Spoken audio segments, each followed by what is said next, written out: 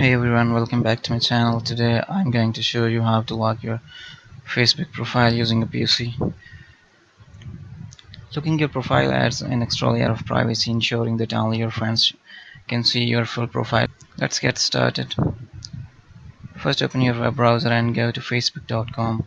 Log into your account if you haven't already. Once you are logged in, go to your profile by clicking on your name or profile picture at the top right corner of the page. Now that you are on your profile page, click on the three dots next to the Edit Profile button.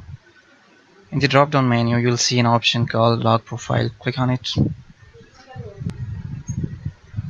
A pop-up will appear explaining what happens when you lock your profile. Basically, only your friends will see your photos, posts, and stories. Click on the Lock Your Profile button to proceed. Once you have clicked the button, you'll see a confirmation message saying that your profile is now locked. And that's it. Your Facebook profile is now locked and more secure. And there you have it.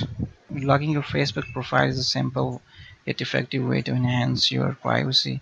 If you found this video helpful, don't forget to give it a thumbs up and subscribe to my channel for more tech tips and tutorials. Thanks for watching, and I will see you in the next video.